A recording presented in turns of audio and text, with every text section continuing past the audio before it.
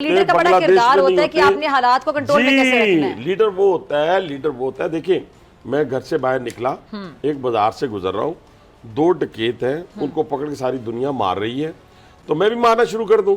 मैं वहां का नुमाइंदा हूं, तो मैं भी उसको आग लगा दूं, मैं भी उसको मार दूं जान तो से। मामले को समझेंगे, मसले को हल करेंगे। मैं ये करूंगा कि मैं उनको समझाऊंगा कि ठीक है, आपने इसको पकड़ लिया है, हाँ। मैं अभी फोन करता हूँ जो मुतलका पुलिस स्टेशन है या CPO है, RPO साहब है, मैं उनको कहता हूँ प्रॉपर तरीकाकार है, प्रॉपर जो कानूनी तरीकाकार है उसके में ये है पॉपुलर सियासत के मैं उनके साथ मिलकर आग लगा दूं, वो मुझे कहे वाह वाह वाह वाह वाह।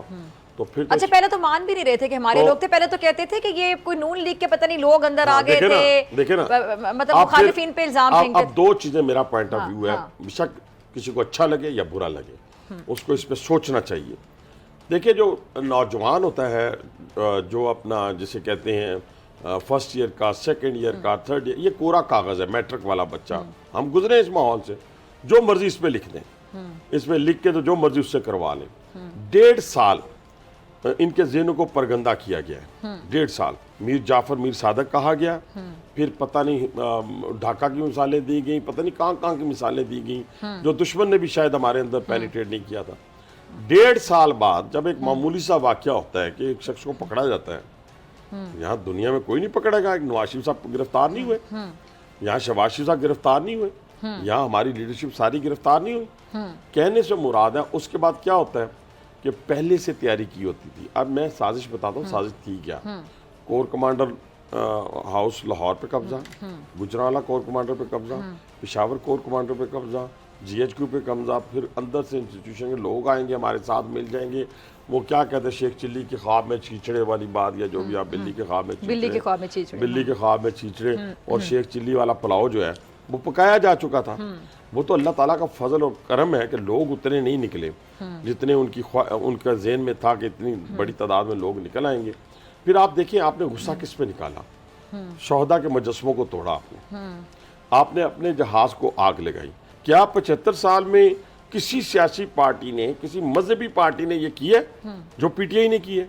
मैं तो उसको सियासी दहशतगर्द जमात कहता हूँ, मैं उसको नहीं कहता।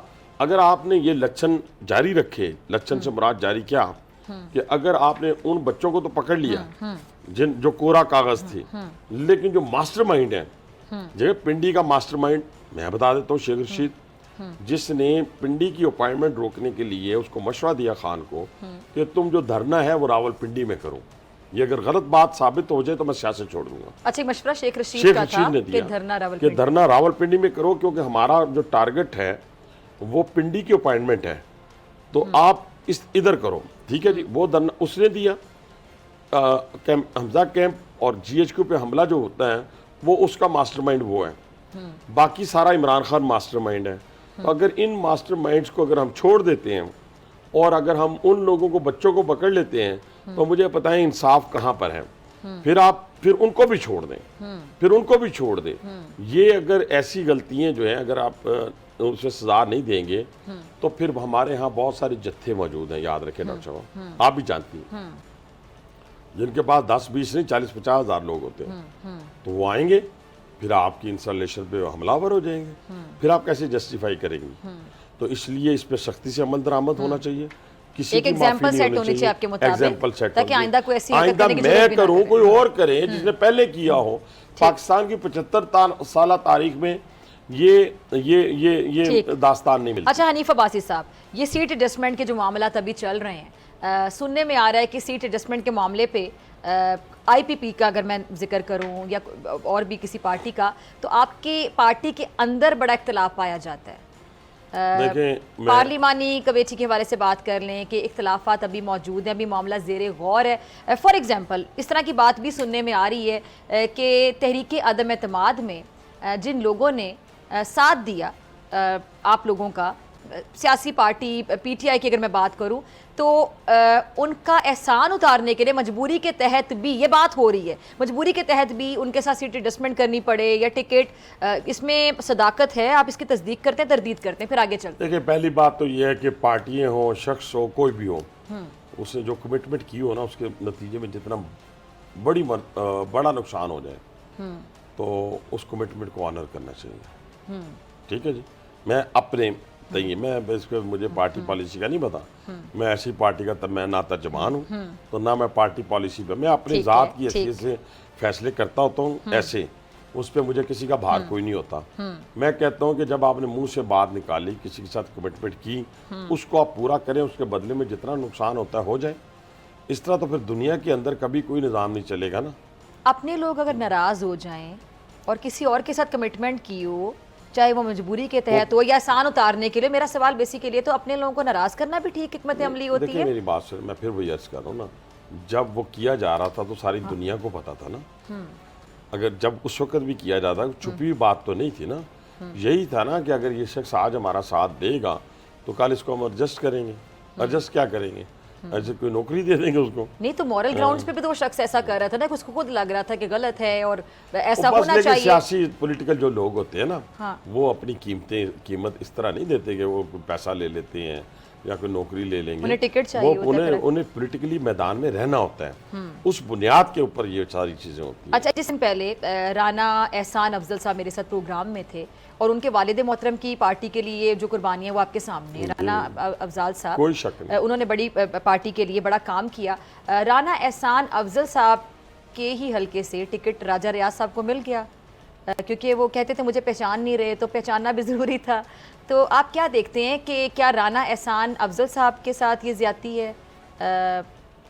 ये उस वक्त सोचना चाहिए था।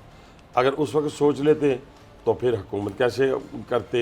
फिर वेंटिलेटर पे जो पड़ा हुआ पेशेंट था पाकिस्तान। मेरा सवाल सिंपल कि उनके साथ ज्यादती है या नहीं, हाँ या ना? आप सीनियर सियासतदान है, पार्टी को भी समझते हैं। पार्टियां ज्यादती करती रहती हैं, यानी आपको लगता है कि गलत है किसी हद तक? नहीं, मैं इसको गलत इसलिए नहीं कहता क्योंकि आपने कमिट, मैं पहले अपनी बात पार्टी की मजबूरी कह रहे हैं। नहीं, मैं अपनी बात को कैसे गलत कह दूं? नहीं, पार्टी की मजबूरी कह रहे हैं। मैंने अभी नहीं, मजबूरी नहीं थी, देखे ना। नहीं, उस वक्त एक पार्टी पूरी ने मुश्तरका तौर पे फैसला किया, ठीक है, कि ये इस तरह होगा तो फिर इस तरह होगा। अब उस पे अगर आप अमल दरामद नहीं करते, वो ज्यादा संगीन जुर्म है। नहीं, कमिटमेंट वाली बात तो बड़ी अच्छी करे, कमिट किया तो कमिटमेंट से भी पीछे नहीं वो कर हट सकते। स्पेसिफिक आप ये बात कर रही हैं, लेकिन आप मेरा पॉइंट नहीं समझ रहे। कमिटमेंट वाली बात मैं आपकी समझ रही, कमिट किया तो फिर पीछे हटना भी बुरी बात है, लेकिन जो दूसरे आपके पार्टी के असल वर्कर के साथ अगर ज्यादती हो तो उस पे मैं आपका कमेंट चाह रही हूँ। बस वो फिर अब मैं अब इतना सच बोलने के अभी मेरे पास है। ठीक है, चलें कारकुनों के साथ होती रहती है, होती रहेगी, कारकुनों के साथ होती रहती है और होती रहेगी। सर ए तुसी कह के गलत नहीं, कह होती रहेगी नहीं, ये सिलसिला ही नहीं रुकेगा। मेरी बात सुने ना, देखे ना, मैं ये बात कहता हूँ, बात को समझने की कोशिश करें कि कारकुन ने ही कुर्बानी देनी है ना, वो देता है। हम भी कारकुन है ना, हम भी कारकुन हैं। हमने किसी से कोई कीमत नहीं मांगी, ना मांगनी है, चलें मांगनी है, लेकिन हमने उस डिसिप्लिन को सामने रखते हुए बात करते हैं। लेकिन हो सकता है कल मैं भी नाराज हो जाऊं, ये भी मुमकिन है। वैसे आप कभी नाराज हुए? मैं लाडियां करता हूँ लीडरशिप के साथ, तो लाडियां मानी जाती हैं। जिस दिन यानी नवाज शरीफ साहब के लाडले हैं, मैं उनका भी हूँ, शहबाज साहब का भी, दोनों का हूँ। वो बड़ी उनके साथ मेरा, देखिए ना, मैं थोड़ा सा वाजे कर दूं, नवाज शरीफ साहब के साथ मेरा बड़ा अदब एहतराम का रिश्ता है। शायद मैं उनके साथ इस तरह जैसे आपके सामने बैठा हूँ, इस तरीके से खुल के बात कभी भी नहीं कर सका, ना कर सकता हूँ। वो जैसे शहबाज साहब बड़ा बोलते हैं, सारा कुछ करते हैं, लेकिन जब बड़े भाई के सामने जाते हैं तो बिल्कुल छोटा भाई महसूस होता है।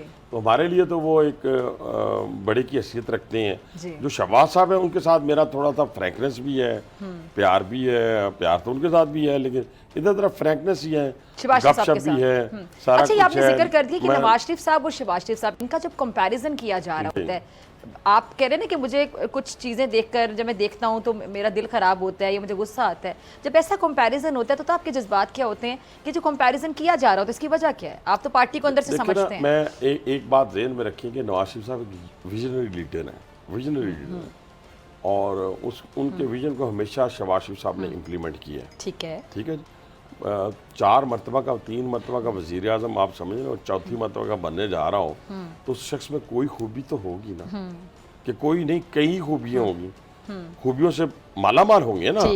तो आप उनकी दौरे हुकूमत में देख लेना क्या क्या किस तरह पूरे पाकिस्तान के अंदर सबसे बड़ी खूबी उनकी जो ये है। मैं ज़ाती खुसूसियात को फ़िलहाल छोड़ देता हूँ, इस मुल्क के हवाले से देख लें कि वो जब भी इस मुल्क में आए हैं तो जो सूबाइयत पर मबनी कुव्वतें, लसानियत पर मबनी कुव्वतें, इलाकाई बुनियादों पे मबनी वो जमातें, वो सब उनके झंडे के नीचे इकट्ठी हो जाती है। लीडर ये होता है, लीडर वो होता है जो सारी कौम को इकट्ठा कर दे। ठीक है। और उसके अंदर जिस तरह मर्जी की जमात हो, जमात जो लीगल जमात है, वो सारी उनके बलूचिस्तान से रिलेटेड, सिंध से रिलेटेड, KPK से रिलेटेड।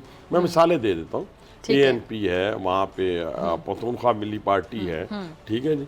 सिंध के अंदर बहुत सारी पार्टियां हैं, वो सारे लोग जो हैं वो मियाँ नवाज शरीफ की शख्सियत के साथ नत्थी हो। ये सबसे बड़ी खूबी मियाँ नवाज शरीफ की।